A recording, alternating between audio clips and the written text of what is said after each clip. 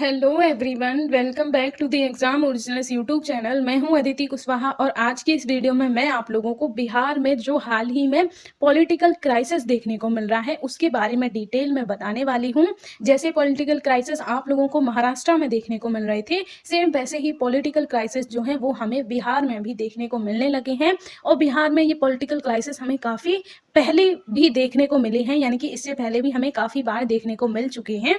तो ये political crisis क्या हैं और कैसे ये उत्पन्न हुए हैं, इन सब के बारे में मैं आप लोगों को आज की वीडियो में बताऊंगी। तो चलिए हम लोग वीडियो को शुरू कर लेते हैं। वीडियो शुरू करने से पहले मैं आप लोगों को बता देना चाहती हूँ कि अगर आप लोगों ने महाराष्ट्र के पॉलिटिकल क्राइसिस पे मैंने जो वीडियो बनाई थी वो नहीं देखी है तो उसका लिंक आप लोगों को आई बटन पे मिल जाएगा, वहां से जाकर आप लोग देख सकती हैं। क्योंकि बिहार के जो पॉलिटिकल क्राइसिस हैं और महाराष्ट्र के जो पॉलिटिकल क्राइसिस हैं दोनों काफी हद तक सेम देखने को मिल रहे हैं, क्योंकि दोनों ही जगह पे जो सत्ता परिवर्तन हुआ है वहां वो हमें दोनों ही जगह पर देखने को मिल रहा है। दोनों ही जगहों पर गठबंधन की सरकार देखने को मिलती है जो कि टूट जाती है, फिर दूसरी सरकार बनती है। तो इस तरीके से दोनों ही जगह जो है वो गठबंधन की सरकार की वजह से सत्ता में उलट फेर देखने को मिल रहा है। तो उसके बारे में ही हम लोग आज की वीडियो में भी बात करेंगे। तो आप लोग महाराष्ट्र के पॉलिटिकल क्राइसिस वाला वीडियो जरूर देख लीजिएगा, उससे आप लोगों को इसके बारे में भी आइडिया हो जाएगा। तो चलिए हम लोग सबसे पहले अगर बात करें तो महाराष्ट्र की तरह बिहार में भी एक बार फिर से हमें राजनीतिक संकट जो है वो गहराता हुआ दिखाई दे रहा है। बिहार के जो मुख्यमंत्री हुआ करते थे उनका नाम नीतीश कुमार है, तो उन्होंने अपने मुख्यमंत्री के पद से इस्तीफा दे दिया है और भाजपा के साथ अपना गठबंधन तोड़ दिया है। यानी कि अगर हम लोग कहें तो अभी हमें जो नीतीश कुमार है उनकी जो मेन पार्टी है उसका नाम जेडीयू यानी कि जनता दल यूनियन जो है वो हमें इनकी पार्टी देखने को मिलती थी। और इनका भाजपा के साथ गठबंधन की सरकार बनी हुई थी जिसे एनडीए की सरकार कहा जा रहा था। तो नीतीश कुमार ने जेडीयू जो है उसके मेंबर्स के साथ बीजेपी के साथ अपना गठबंधन तोड़ दिया है और मुख्यमंत्री के पद से इस्तीफा दे दिया है। यानी कि नीतीश कुमार जो है उन्होंने भाजपा और जेडीयू का जो गठबंधन है उसको तोड़ दिया है और बिहार के जो राज्यपाल हैं जिनका नाम फागू चौहान है उनको अपना इस्तीफा सौंप दिया है। तो इस तरीके से अगर हम लोग कहें तो बिहार की जो वहां पर अगर हम लोग कहें फिर वह तेजस्वी यादव के साथ राज्यपाल से मिलने पहुंचे और सरकार बनाने का दावा किया। यानी कि अगर हम लोग कहें तो जो नीतीश कुमार है उन्होंने भाजपा के साथ गठबंधन तो तोड़ दिया है लेकिन महागठबंधन की सरकार बनाने का निर्णय लिया है जिसमें जेडीयू, आरजेडी और कांग्रेस पार्टी शामिल है। इस तरह अगर हम लोग कहें तो एक बार जो नीतीश कुमार हैं उन्होंने फिर से बिहार के मुख्यमंत्री बन गए हैं और जो तेजस्वी यादव हैं वो वहां के डिप्टी सीएम बन गए हैं। यानी कि अगर मैं आप लोगों को सिंपल वे में समझाऊं तो नीतीश कुमार जो है उन्होंने क्या किया है, उन्होंने एक ही दिन में वो 2 बार राज्यपाल से मिलने गए हैं। पहली बार जब वो राज्यपाल से मिलने जाते हैं तो वो अपने मुख्यमंत्री के पद से इस्तीफा दे देते हैं क्योंकि वो एनडीए या फिर हम लोग कहें जो बीजेपी की सरकार है उसके साथ अपना गठबंधन तोड़ लेते हैं। दूसरी बार जब वो जाते हैं तो वो तेजस्वी यादव के साथ राज्यपाल के पास पहुंचते हैं और वो महागठबंधन की सरकार बनाने का निर्णय लेते हैं। यानी कि अगर हम लोग कहें तो उन्होंने भाजपा के साथ अपना गठबंधन तोड़ दिया और महागठबंधन की सरकार बना ली है जिसमें जेडीयू, आरजेडी और कांग्रेस ये 3 पार्टियां देखने को मिलती हैं। तो इस तरीके से उन्होंने एक ही दिन में मुख्यमंत्री के पद से इस्तीफा भी दे दिया और बीजेपी के साथ गठबंधन तोड़ दिया। लेकिन दूसरे ही पल अगर हम लोग कहें उसी दिन उन्होंने महागठबंधन की सरकार बनाकर एक बार फिर से मुख्यमंत्री का पद जो है वो ग्रहण कर लिया है और तेजस्वी यादव जो है वो डिप्टी सीएम बन गए हैं। तो इस तरीके से उन्होंने मुख्यमंत्री के पद से इस्तीफा देने के बाद भी वो फिर से बिहार के मुख्यमंत्री बन गए हैं। तो प्रेजेंट टाइम में भी हमें नीतीश कुमार ही बिहार के मुख्यमंत्री देखने को मिलते हैं, लेकिन उन्होंने अपनी पार्टी चेंज कर ली है। पहले वो बीजेपी के साथ गठबंधन की सरकार बनाकर एनडीए की सरकार चला रहे थे, लेकिन अब उन्होंने उससे गठबंधन तोड़कर महागठबंधन की सरकार बना ली है जिसमें जेडीयू जो कि नीतीश कुमार की अपनी पार्टी है, आरजेडी और कांग्रेस पार्टी जो है ये 3 पार्टियां हमें देखने को मिलती हैं। तो इस तरीके से भाजपा जो है या जो बीजेपी है वो नीतीश कुमार पर विश्वासघात करने का आरोप लगा रही है। इसी को लेकर जो बीजेपी के कई सारे लीडर्स हैं जो कि बिहार में हैं वो नीतीश कुमार को लेकर धरना भी कर रहे हैं कि उन्होंने हमारी पार्टी के साथ विश्वासघात किया है। तो इस तरीके से हम लोग कह सकते हैं कि बिहार में इस तरीके का हमें राजनीतिक फेरबदल देखने को मिल रहा है कि एक ही दिन में जो मुख्यमंत्री नीतीश कुमार हैं वो अपने पद से इस्तीफा भी दे देते हैं और उसी दिन वो दोबारा से मुख्यमंत्री बन जाते हैं। तो इसके बारे में आप लोग याद रखिएगा कि उन्होंने अब बीजेपी के साथ गठबंधन तोड़ दिया और महागठबंधन की सरकार बनाकर वो एक बार फिर से बिहार के मुख्यमंत्री बन गए हैं और तेजस्वी यादव वहां के डिप्टी सीएम बन गए हैं। तो इस तरीके से आप लोग इसके बारे में याद रख सकते हैं।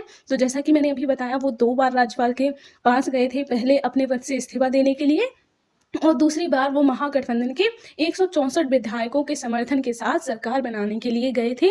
क्योंकि अगर हम लोग बात करें बिहार की जो विधानसभा है उसमें टोटल 242 सीटें देखने को मिलती हैं और किसी भी पार्टी को बहुमत हासिल करने के लिए यानी कि सरकार बनाने के लिए 122 सीटों की ज़रूरत होती है।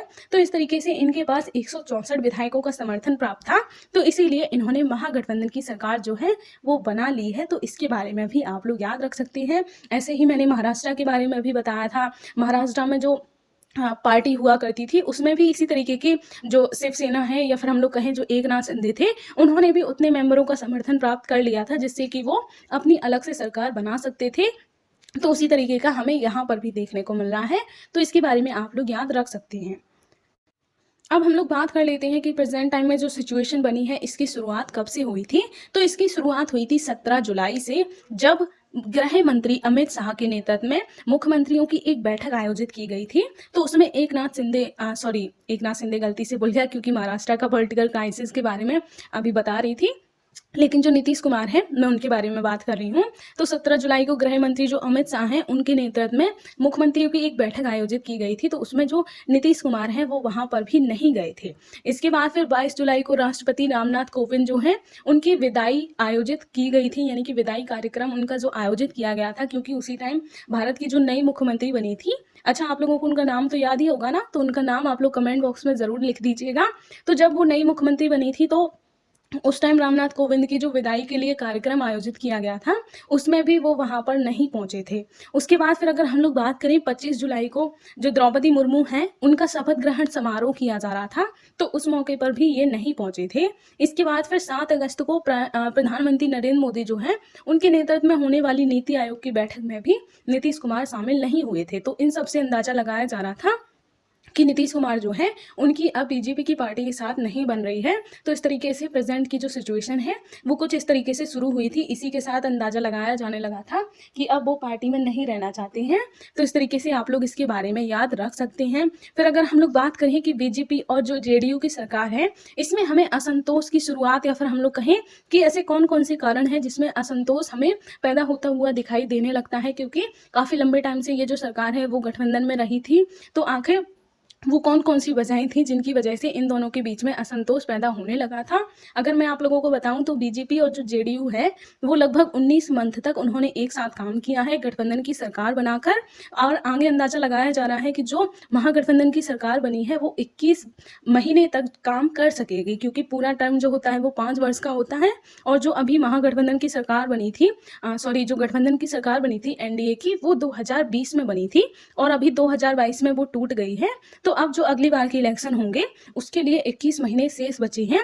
तो ऐसा कहा जा रहा है कि अब जो महागठबंधन की सरकार है वो 21 महीने तक साथ काम कर सकेगी। तो अब हम लोग इनके असंतोष के बारे में बात कर लेते हैं कि इनमें किन किन वजहों से असंतोष पैदा होता हुआ दिखाई देने लगा था। तो बीजेपी की गवर्नमेंट जो है वो 3 तलाक को लेकर कानून लेकर आई थी, तो उसमें भी इनमें नहीं बनी थी, इनमें अलग अलग मत देखने को मिल रहे थे। इसके बाद जो आर्टिकल 370 वाला था मामला, उसमें भी हमें इनके बीच में काफ़ी मतभेद देखने को मिले थे। इसी तरीके से राम मंदिर निर्माण के बारे में, इसी तरीके से एनपीआर और एनसीआर वाले मुद्दे पर, इसके अलावा जो अभी हाल ही में अग्निपथ योजना देखने को मिली थी तो उसके बारे में। अच्छा, आप लोगों को पता है कि अग्निपथ योजना क्या है? अगर नहीं पता है तो मैंने इस पर वीडियो बनाया है जिसका लिंक आप लोगों को आई बटन में देखने को मिल जाएगा, तो वहां से जाकर आप लोग अग्निपथ योजना के बारे में भी देख सकते हैं। इसके अलावा जो कॉमन सिविल कोड लागू किया गया था, तो ये काफ़ी सारे मुद्दे थे जिनमें इन दोनों के बीच में काफ़ी ज़्यादा मतभेद देखने को मिल रहा था। इनकी राय जो है वो एक दूसरे से नहीं बन पा रही थी, तो इस वजह से इनमें असंतोष पैदा होने लगा था और यहीं से वो एक प्रक्रिया बनती चली गई कि इनके बीच में काफ़ी ज़्यादा मतभेद, काफ़ी ज़्यादा तनाव की स्थिति पैदा होने लगी थी, और जिसका नतीजा हमें ये देखने को मिला कि नीतीश कुमार ने बीजेपी के साथ अपना गठबंधन तोड़ दिया और मुख्यमंत्री के पद से इस्तीफा देकर नए जो महागठबंधन की सरकार है वो बना ली है और फिर एक बार फिर से वो बिहार के मुख्यमंत्री बन गए हैं। तो इस तरीके से आप लोग इसके बारे में याद रख सकते हैं। अब हम लोग आगे बात करें कि और भी कई सारे कारण थे, तो वो कौन कौन से कारण थे। जैसे कि अगर हम लोग बात करें समान अनुपातिक प्रतिनिधित्व जो है, अब ये क्या होता है इसके बारे में भी मैं आप लोगों को बताऊंगी। तो समान अनुपातिक प्रतिनिधित्व जो है उसके लेकर भी इन दोनों के बीच में काफ़ी मतभेद देखने को मिल रहा था। जैसे कि अगर हम लोग बात करें बिहार में जो दोनों पार्टियां थी बीजेपी और जेडीयू, उसके 16-16 विधायक हैं, लेकिन एनडीए में जेडीयू के केवल एक मंत्री को ही प्रतिनिधित्व प्राप्त है। यानी कि नीतीश कुमार ये चाहते थे कि जब दोनों ही पार्टियों के यानी कि बीजेपी के और जेडीयू के समान विधायक हैं, जो कि 16-16 विधायक हैं, तो फिर उन्हें समान प्रतिनिधित्व क्यों नहीं दिया जाता है? एनडीए की सरकार में सिर्फ बीजेपी के मंत्रियों को ही प्रतिनिधित्व क्यों दिया जाता है? और उनका ये भी कहना था कि जो जेडीयू की सरकार है उसके केवल एक मंत्री को ही प्रतिनिधित्व प्राप्त है। ऐसा क्यों है? जब दोनों मंत्रियों के समान समान विधायक हैं तो फिर दोनों ही पार्टियों के मंत्रियों को समान प्रतिनिधित्व दिया जाना चाहिए। तो इसे ही समान अनुपातिक प्रतिनिधित्व की नीति कहा जाता है। यानी कि दोनों पार्टियों के समान समान विधायकों को प्रतिनिधित्व प्राप्त हो, तो यही समान अनुपातिक की प्रतिनिधित्व की प्रणाली है। तो जो नीतीश कुमार थे वो इसी प्रणाली को लागू करना चाहते थे, लेकिन हमें वहां पर एनडीए की सरकार में सिर्फ बीजेपी के मंत्रियों को ही प्रतिनिधित्व प्राप्त होता हुआ दिखाई देते हैं। तो इसको लेकर भी इनके बीच में काफी मतभेद देखने को मिल रहे थे। इसके अलावा अगर हम लोग बात करें, बीजेपी पर जेडीयू के मंत्रियों के बीच फूट डालने का भी आरोप लगाया गया था। यानी कि नीतीश कुमार का ऐसा भी आरोप है कि जो बीजेपी की पार्टी है वो जेडीयू के मंत्रियों के बीच में फूट डालने का काम कर रही थी, उनके बीच में लड़ाई करवाने का काम कर रही थी। इसके अलावा नीतीश कुमार का ऐसा भी कहना है कि भाजपा के द्वारा उन्हें लगातार अपमानित किया जा रहा था। यानी कि एक वजह ये भी बताई जा रही है, जो कि बहुत बड़ी वजह बताई जा रही है, कि जो बीजेपी के लीडर हैं वो लगातार नीतीश कुमार को अपमानित करते जा रहे थे। तो इस वजह से भी उन्होंने अपने पद से इस्तीफा दे दिया और उनके साथ गठबंधन तोड़ दिया। तो ये जो है वो कुछ प्रमुख कारण बताए जा रहे हैं, जिससे इनके बीच में हमें काफी ज्यादा मतभेद पैदा होता हुआ दिखाई देने लगता है। तो इनके बारे में भी आप लोग याद रख सकते हैं। नीतीश कुमार का ऐसा कहना था कि बीजेपी के एजेंडे हम लोग बिहार में नहीं लागू होने देंगे। बीजेपी जो है वो अपने एजेंडे केवल केंद्र तक ही सीमित रख सकती है, बिहार में उनके एजेंडे नहीं चलेंगे। तो ये काफी सारे मुद्दे हैं। इसके अलावा जो बीजेपी की पार्टी है वो कह रही है कि नीतीश कुमार ने हमारे साथ विश्वासघात किया है। तो काफी ज्यादा प्रोटेस्ट देखने को मिल रहा है। तो इन सब के बारे में आप लोग याद रख सकते हैं। ये सारी चीजें आप लोग साइड में रखकर जो मेन रीजन है उन पर फोकस किया कीजिए। तो इनके बारे में आप लोग याद रखिएगा। अब हम लोग आगे बात करें कि जो नीतीश कुमार है वो बिहार में लगभग शायद 7वीं बार मुख्यमंत्री बने हैं। तो इनका किस तरीके से असर रहा है, तो पहले हम लोग बात करते हैं 2015 से। तो 2015 में यानी कि हम लोग कहें तो उससे पहले जो नीतीश कुमार हैं वो बीजेपी के साथ गठबंधन की सरकार बनाए हुए थे, यानी कि एनडीए की सरकार थी। तो उससे इन्होंने फिर से अपना गठबंधन तोड़ दिया था और फिर से इन्होंने महागठबंधन की सरकार बना ली थी, जो कि सिर्फ 2 साल तक ही चलती है। और 2017 में हमें फिर से देखने को मिलता है कि जो नीतीश कुमार है वो महागठबंधन के साथ अपना नाता तोड़कर फिर से बीजेपी के साथ मिलकर एनडीए की गठबंधन सरकार बना लेते हैं। तो इस तरीके से हम लोग कहें फिर 2020 में दोबारा से वो एनडीए की सरकार बना लेते हैं और फिर बिहार के मुख्यमंत्री बन जाते हैं। तो इस तरीके से इनका कुछ घटनाक्रम रहता है। फिर अगर हम लोग प्रेजेंट टाइम में बात करें, प्रेजेंट टाइम में हमें बिहार में कौन कौन सी पार्टियां देखने को मिलती हैं, तो वहां पर जो सबसे ज्यादा सीट वाली पार्टी है वो आरजेडी है, उसके पास 79 सीट है। और जो जेडीयू है, जो कि नीतीश कुमार जी की पार्टी है, उसके पास हमें केवल 45 सीटें ही देखने को मिलती हैं। कांग्रेस के पास 19। तो इन 3 पार्टियों ने मिलकर महागठबंधन की सरकार बना ली है। तो इस तरीके से आप लोग इनके बारे में याद रख सकते हैं। ये भी एक जो प्रमुख डाटा है वो आप लोग याद रख सकते हैं। टोटल जो सीटें हैं वो 243 है। मैंने आगे आप लोगों को 242 बता दी थी, तो आप लोग इसको सही कर लीजिएगा। ये प्रेजेंट टाइम का डाटा है। तो 243 सीटें प्रेजेंट टाइम में हमें देखने को मिलती हैं, जिसमें अगर किसी भी पार्टी को अपनी सरकार बनानी है तो उसे 123 सीटें जो है वो प्राप्त होनी चाहिए। इनका बहुमत उसको प्राप्त होना चाहिए, तभी वो अपनी सरकार बना सकती है। तो इसके बारे में भी आप लोग याद रखिएगा। अब हम लोग आगे बात कर लेते हैं सत्ता में बने रहने का नीतीश मॉडल। तो 9 साल में 2 बार सहयोगी बदल चुके हैं। यानी कि अगर हम लोग बात करें कि नीतीश कुमार जो है वो 2015 से लेकर अभी 2022 में 2 बार अपने सहयोगी बदल चुके हैं।